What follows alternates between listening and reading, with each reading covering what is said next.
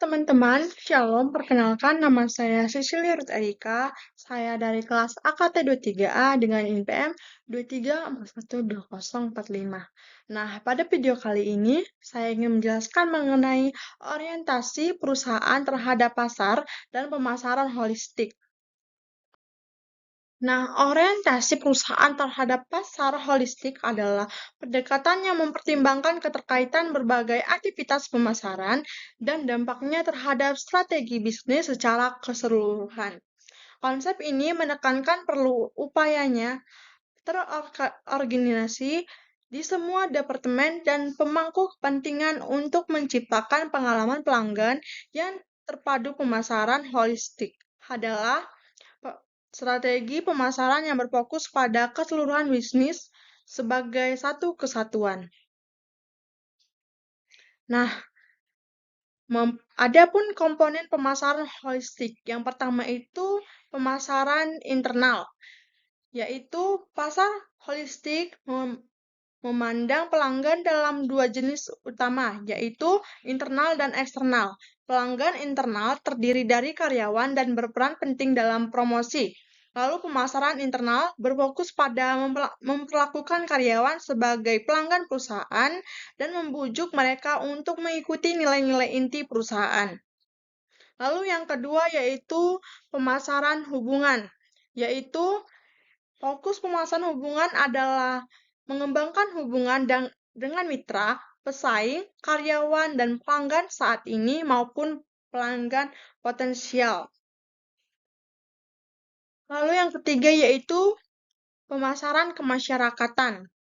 Pemasaran kemasyarakatan mengikuti prinsip bahwa perusahaan adalah bagian dari masyarakat dan harus mengikuti aturan dan peraturannya. Lalu yang keempat, yaitu pemasaran terpadu. Pemasaran terpadu menawarkan pengalaman interaksi luar biasa ke pelanggan. Hal ini dilakukan dengan menggabungkan berbagai saluran komunikasi seperti pemasaran digital, pemasaran langsung, periklanan, dan hubungan masyarakat. Lalu yang terakhir, pemasaran kinerja. Pemasaran kinerja berfokus pada berbagai aktivitas bisnis seperti ekuitas pelanggan, branding, tanggung jawab hukum, dan etika perusahaan, penjualan, dan promosi produk, layanan, dan lainnya. Nah, hal yang perlu diperhatikan dalam pemasaran holistik. Yang pertama, melihat bisnis dengan semua komponen yang saling terkait secara keseluruhan. Lalu yang kedua, memperhitungkan semua aspek pemasaran termasuk penjualan, distribusi, hingga layanan pelanggan. Yang ketiga, memandang pelanggan dalam dua jenis utama, yaitu internal dan eksternal. Lalu yang keempat, membangun hubungan pelanggan jangka panjang. Dan yang terakhir, memungkinkan kemampuan beradaptasi terhadap perubahan pasar. Langkah-langkahnya. Beberapa langkah yang dapat dilakukan untuk menerapkan pemasaran holistik adalah mengidentifikasi kebutuhan pemasaran perusahaan atau brand, membentuk tim pemasaran yang kuat, membuat perencanaan pemasaran yang tepat, dan melakukan implementasi pemasaran holistik.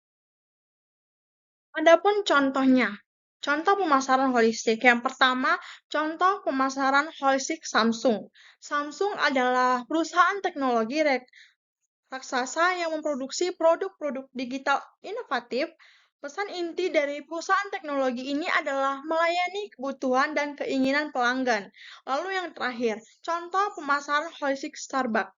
Contoh lain dari pemasaran holistik adalah Starbucks. Merek ini dinilai bagus dalam pemasaran karena pelanggannya menerima pesanan mereka dengan nama mereka di cup. Selain itu, Starbucks memainkan peran dalam pemasaran sosial karena menggunakan cup yang dapat terurai secara hayati, bukan yang terbuat dari plastik. Nah, tadi adalah sedikit penjelasan dari saya. Semoga bermanfaat untuk teman-teman sekalian. Terima kasih telah menonton video saya. Jika ada salah kata, saya mohon maaf. Saya akhiri. Shalom.